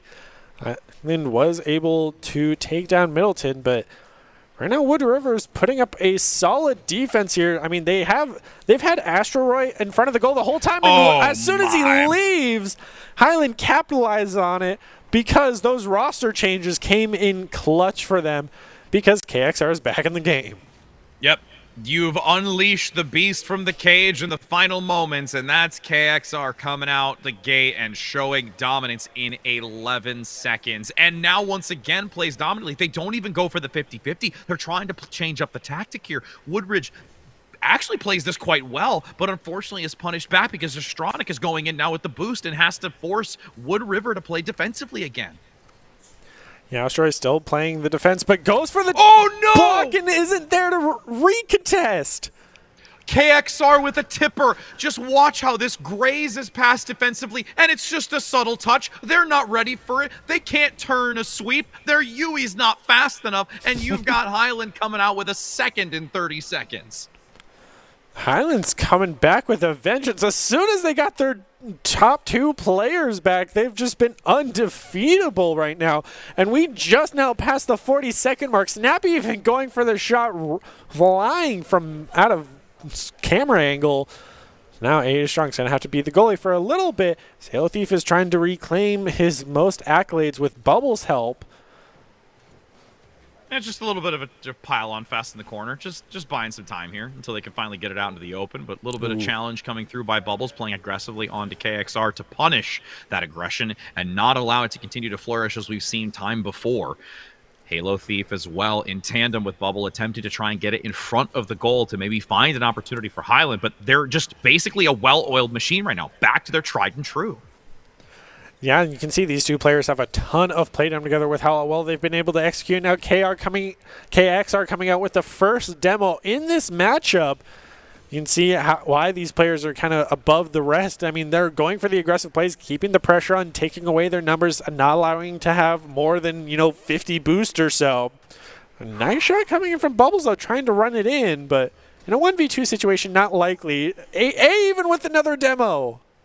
I mean, just look at this contribution now, how it's just this ebb and flow. Wood River has not been able to get any significant shots onto this because it's always just been go, go, go here for Highland, both between KXR and just Snappy dominating on this front line. Yeah, now trying to continue that pressure forward as they do. Well, of course, no, they still maintain it. Okay, I thought they were going to knock it back onto the side, but they maintain the ball on the side of Highland's side of the court. Highland's finally able. Ooh! Midair collision denies the block and costs them dearly. Oh, gets it in the top left corner under the crossbar. No one's ready for it. It gets stagnated in the middle. There's a subtle recontest by Astro there, making it another point for Highlands and putting them in a really, really dominant position to claim this third round. So now Wood River having 2 minutes and 30 seconds to try to make 3 goals. We know they could make 3 goals. It just took them all 5 minutes. So we'll have to wait and see if they'll be able to kind of clean up that time. They're applying the pressure, even got the ball on the line, just unable to secure it inside of the goal. The bank off the post doesn't come in. It's just so micro off the edge that there's no one to follow up onto it either, because there is more of this defensive positioning by Wood River because they have to. Now this cross shot goes in again. Wonderful positioning. Let's take another look at it as there is just consistency from this team when they are back on their main roster. Lines it up. It doesn't matter if you've got 2 defenders. Neither of them are catching that one. Yeah, Snappy with his second goal of the night. This time without the help of the KXR and Double A duo that is we've just come to know and love from this Highland crew. So now 2 minutes, 4-0 for Highland right now. They're definitely trying to move on to the top 4 for the state championships, which means if Wood River ends up losing this, they will go down to fight Middleton for that 4th spot. So Highland's looking to secure spot number 3 right now. And with Snappy with an open goal like that is going to get the hat trick and most likely secure their top 4 spot. It's the nail in the coffin, unfortunately. Halo Thief comes in just a hot second too late, and the low ground position doesn't have the boost to get them elevated to deny that shot. And now with 1 minute and 38 seconds, this is a dire stretch here for Wood River, and it is, again, a hope, a dream, and a prayer for them to be able to come back from such a deficit. I mean, you can tell the differences in these players right now just on the side of accolades alone. AA has had nothing but passes and demos to set up for his team. KXR flying back to go for the denial, but also has had a plethora of every single accolade. Same with Snappy, just eclipsing out everything that Wood River has. They have a total of 4, and KXR has 5 by himself, as well as AA Strong. So Wood River really struggling right now as soon as Highland brought out their A team. Yep, and having that A team is something to really be fearful for the next opponent, because at this point, it is just a well-oiled machine. The synergy between Snappy and KXR has been on point. They can read these plays. There's no need for even the setup, friends. That's just going to be a side angle positioning. Let's take a look at it. All 3 members were there. Yep, just gets a lovely touch. KXR is there as an insurance policy, but you don't need it. It's a clean shot, and that's now a 6-0 scoreline, where Highland at this point is now just wanting to put salt in the wound. I mean, Asher has been their dedicated goalie, and he has a whole 1 save, which hopefully we would have seen at Wood River trying to change that up, but Snappy continues to apply even more pressure and gets the 7th goal. And this is one of those moments where you just have to keep your chin up in that moment. You know that you had the second round. You played very dominantly, and once it starts to get away from you like this, it's just you trying to do everything that you can. There's a goal on the score. You're going to have Highland playing a little bit aggressive, tossing their thoughts to the wayside. That's going to be a nice pickup. Actually deviates away, thinking that they're going to get a shot to it. So again, at this point, they've gotten something on the board, but Highland in a prime position to be able to close this out, as we only have 30 seconds still remaining with another 50-50 to start this off. Ooh, but it seems Highland was trying to immediately deny the 1 goal Wood River could have, maintaining that 7-goal lead. Just, it's pretty tight game. 7-goal lead, needed to have that secured. We get it, Highlands. And again, look at this rebound presence and this understanding. It's just this constant ebb and flow where it's so fluid and natural for this team from Highland to be able to claim such dominance into this. And it's not that there isn't a chance that you've got Wood River to deny some of these shots, because they have, and we've seen them even in this second round where they were able to do so. But when it is just consistent shot after shot after shot, it's just the law of probability. It's eventually just going to weigh into their favor because there's just so many shots on goal. Yeah, now the last 5 seconds coming down. Wood River's trying to keep any hope of this game alive, even though they don't have a chance. So Highland is going to take game number 2 and move on to the top 4, which means Wood River will get knocked down to take on Middleton and see who can secure that number 4th spot to come play here for the championships this coming Friday.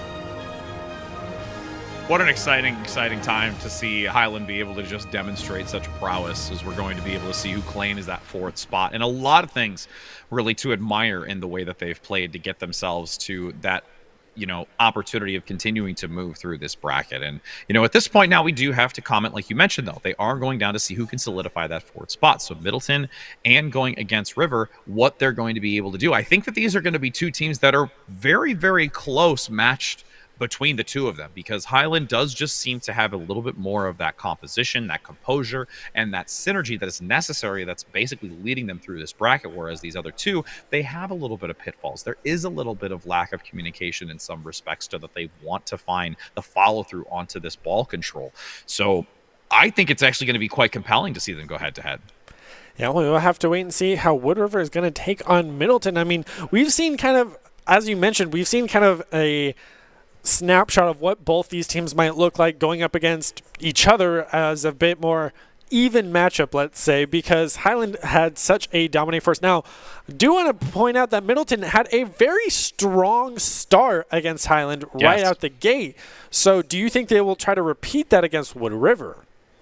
I mean, I think there's definitely going to be aggression from both sides here in the early game. Because, again, you have to talk a little bit when it comes to, let's say, that first goal, the 50-50. It goes a little bit awry. It goes into your direction. You take the advantage of it, and then that's one goal out the gate. But once you start talking about a second one and a third one, and you talk about this type of dominance, that's the momentum that you want to continue to ride on. Because that first 50-50 can always just be so rough when it comes to, entering in at the start of the game. And if you can get that advantage, that's great. And it changes a little bit of the morality of what they want to do tactically. But once it starts getting to that second goal, now you start putting the heat on. You really start questioning the methodology behind your actions. And do you start playing this more heavy defensive game and look for those windows of opportunity, or outright throttle to try and compete against it? So for Wood River, we've seen them consistently have a dedicated goalie of Astro Roy. Are you hoping to see them change it up and get more aggressive, try to score more goals, especially against Middleton? Or do you think they'll stick with what they know and see if they'll be able to pull out a win here taking on Middleton? It's a really interesting question, because I would like to actually see a little bit more fluidity from Wood River if they want to potentially, have that contribution, because that's the biggest thing. When we look at stats-wise, Wood River is consistently having both their front line managing to get so much interaction. But Astro, on all 3 rounds, mind you, on all 3 rounds, they have not been able to get much value, as actually they've already started the game. We're coming in. Middleton's already 2-1, and there's only 60 seconds left to go. They were just throttling when we were talking. Yeah, the game's just been going and going, and it seems Middleton's going to secure this round 1 as they get 3-1 now. With, I believe that was Run scoring the goal. Asteroid once again being that dedicated goalie, unable to secure it in time, which is why I think if Wood River had gotten more aggressive, they would have been able to have a bigger presence on the map and maybe not be at such a 2-goal deficit. So let's also talk a little bit more so about this Asteroid play when it comes to this defensive position. Notice how it's always in a centralized location on the keep. It's never too far wavering to a corner to try and get an elevated dive or a cross position to deny the shot. They're not, I think, comfortable enough to where they can play and read the ball as effectively as we've seen Middleton do previously, for them to play as hyper aerial to deny those types of shots. They're always just coming out flat from their base boost on ground. Yeah, it's definitely been costing Wood River obviously 2 goals so far, as we're now crossing the last 30 seconds of round 1. Seems Middleton should be able to take it, but not if Bubbles has anything to say about it, as they get the second goal here, closing the gap, only a 1-goal difference. And if they make it off this 50-50, we're going to be heading into overtime. Yeah, and the big part of this is every time that you have Middleton take the lead, they start to waver away from their keep. They leave it more vulnerable, and that is what Wood River is actually exploiting.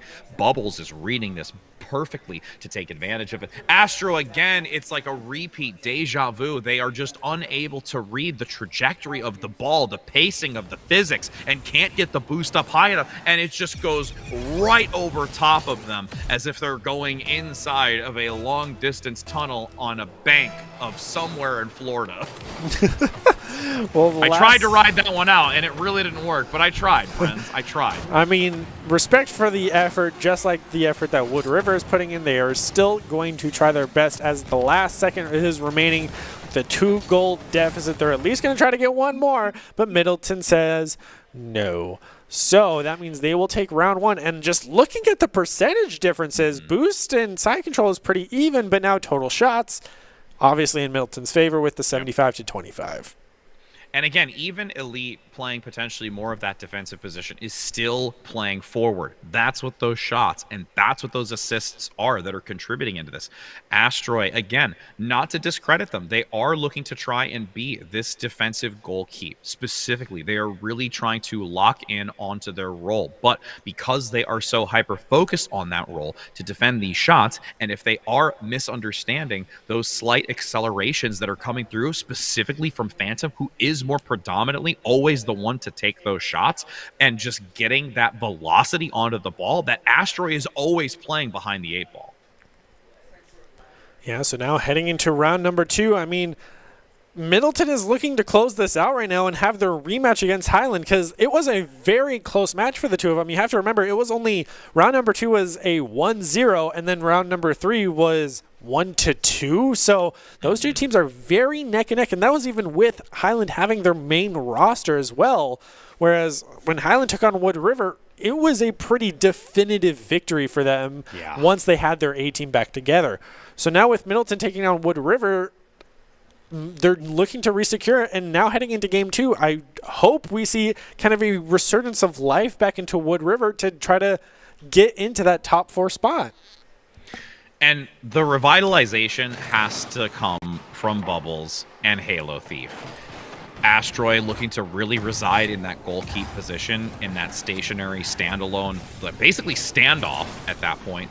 It's so reliant on Bubbles and Halo Thief. So now that you do see this aggression coming forward, though, attempting to try and apply pressure, if you can keep Phantom and you can keep Elite on their toes and having to play more defensively, and the aggression comes out from Bubbles and Halo, this will be much more formidable for Wood River, and they'll be able to take this second round.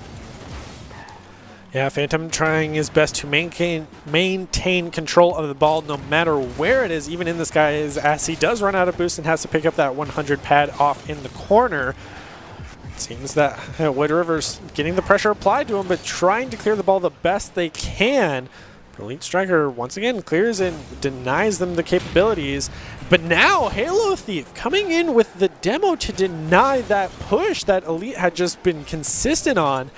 But of course, right as his respawn comes in, he's able to clear the ball. Those 2-second respawn timers only allow you to make so much of a play. Yeah, it's a very narrow window, and unfortunately with how some of the coordination has been with Wood River, they're always looking to try and play catch-up and be more reactive versus proactive, and at that point, if you don't have the proactivity in that demo window, then you won't really be able to find the shot onto goal. But now there's a little bit of a forward momentum coming in from Middleton. Can't quite get the land. Huge recovery here with Phantom sweeping to the side, off the wall, and Ricochet is back. There's no chance that you could see Middleton get a clean shot either. They were so close to just right on that corner pocket. They were unable to secure it in. Now trying to keep the pressure on, but unable to finish it out. Bubbles with a nice clear to deny the push coming in, but Phantom had control of the skies, so denies the 50-50 shot through the mid. Bubbles now way far on the opposing side of the field. Has to come back to give recovery. There's numbers advantage, and Phantom gets another. Oh, that was so tragic. Bubbles, look all the way on the far left, has to grab the long boost to attempt a recovery, but Astroy can't get to the top left corner fast enough. And that's Middleton taking this first goal with 3 minutes remaining. Yeah, I think it's the case of, as you mentioned, Astroy just not being as comfortable in this setup, just sitting in the middle, not really positioning to try to deny a higher aerial ball, just waiting for it to kind of be the more traditional football shot off the ground right to you. So, Phantom's making sure to capitalize on it. Is going to walk it right in and gets it right off the left post. Gets a bounce on the ground that just gives agency. Here's a light tap again just to follow up off of the defender. Overall, Phantom right now has started to come online and is the MVP so far of these rounds and wants to just basically close this out. They don't want to see a third round here. Yeah, they're definitely going to close it out with a shot like that, bringing us to 0-3 at 2:30 remaining in this match.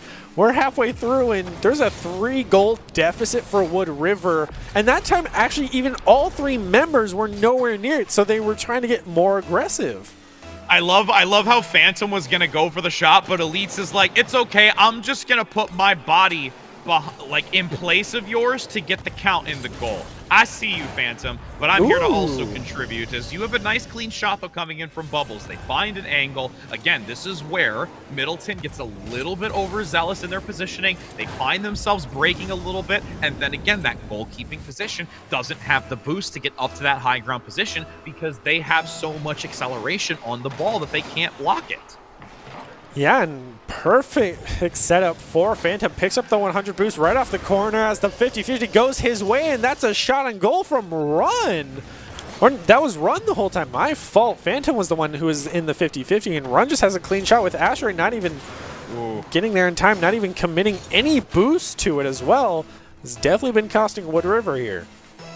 Everyone contributing at this point. Run has now found themselves alongside Phantom and Elite Strikes, as we've got 2 minutes to work with, 3 goals behind.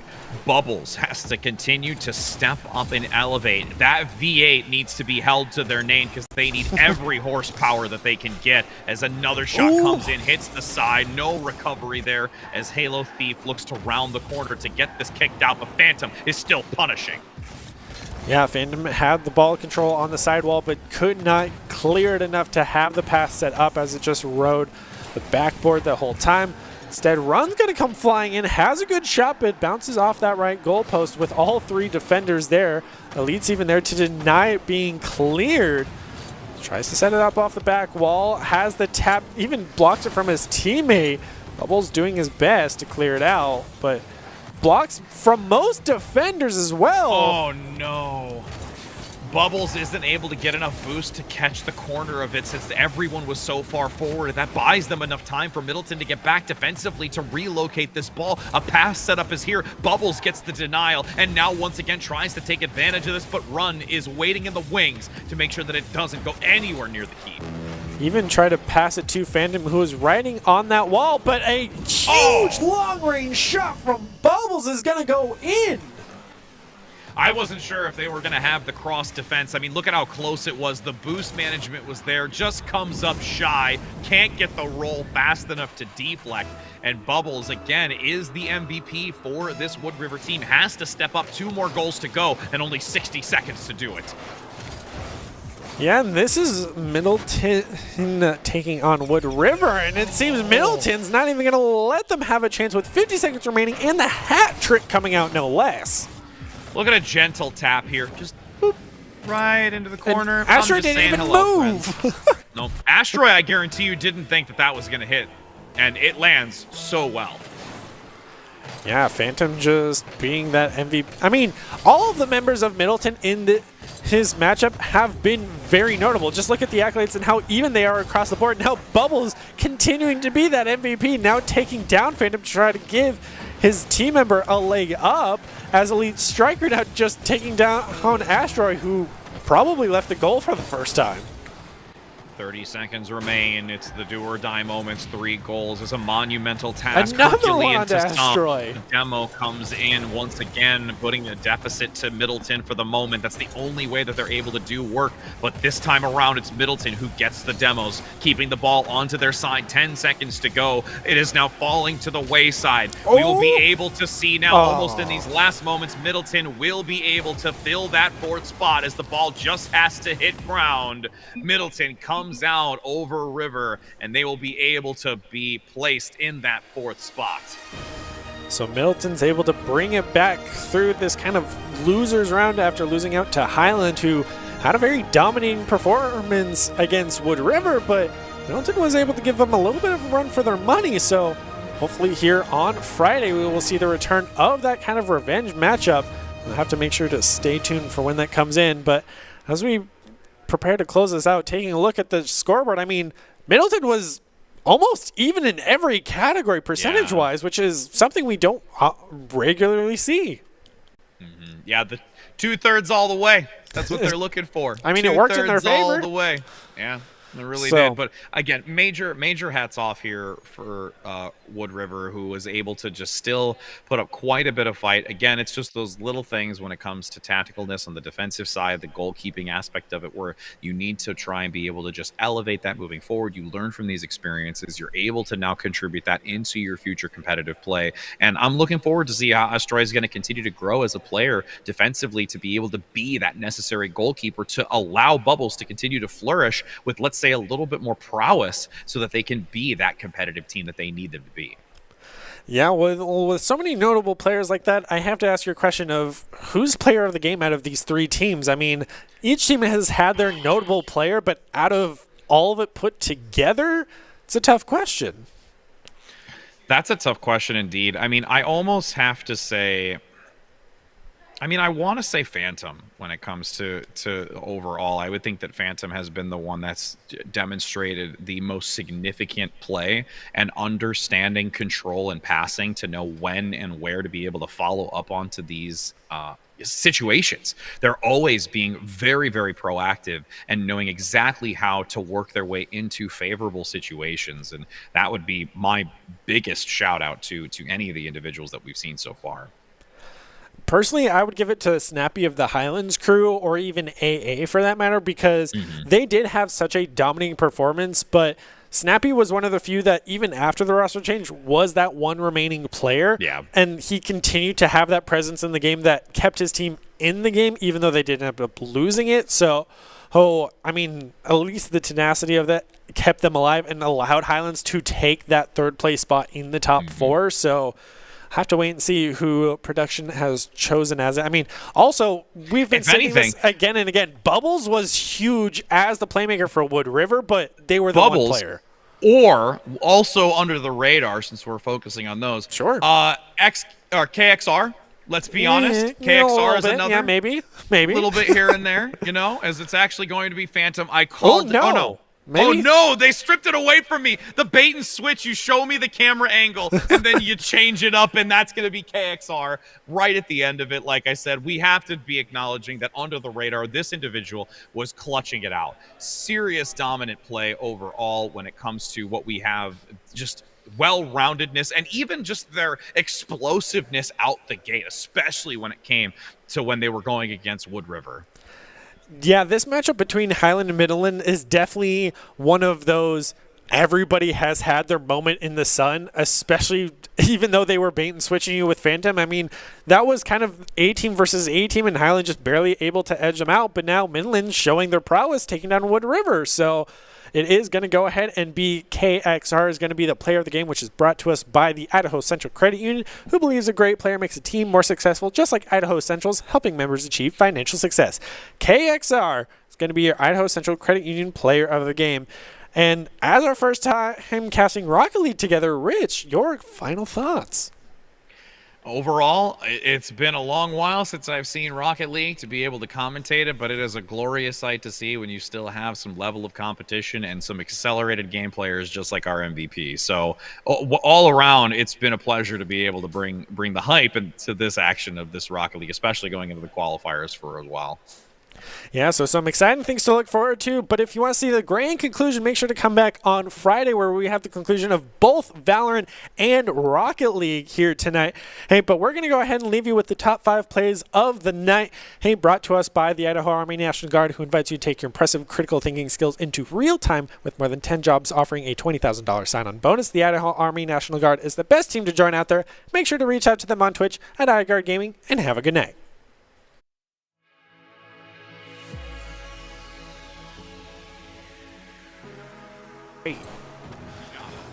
Lovely stellar backflips in style. Ooh, This middle position does just lightly tap it to split the difference getting into this one. We're going to take another look at it as well. Yeah, I also like the car synergy between Phantom and Elite Striker, both running the clean, like, white and blue 98 car. It's getting in the wings to make sure that it doesn't go anywhere near the team. Even try to pass it to Phantom, who is riding on that wall, but a huge long-range shot from Bubbles is going to go in. I wasn't sure if they were going to have the cross defense. I mean, look at how close it was. The boost management was there. Just comes up shy. Or That's finally able. Ooh! Mid-air collision denies the Oh! block and costs them dearly. Oh, gets it in the top left corner under the crossbar. No one's ready for it. It gets stagnated in the middle. There's a subtle recontest by Astro there, making it another point. They play aggressively to see if they can get something into the goal early to try and find themselves the advantages they had in round one. But nice defensive play once again to kick it back out. Is anybody going to get there in time? It goes cross field, and XR comes in big with a massive opportunity to shut down. Phantom at this point is bamboozled by how that just happened. Wood River to play defensively again. Yeah, Astro is still playing the defense, but goes for the Oh no! block and isn't there to recontest. KXR with a tipper. Just watch how this grazes past defensively, and it's just a subtle touch. They're not ready for it. They can't turn a sweep. Their Yui's not fast.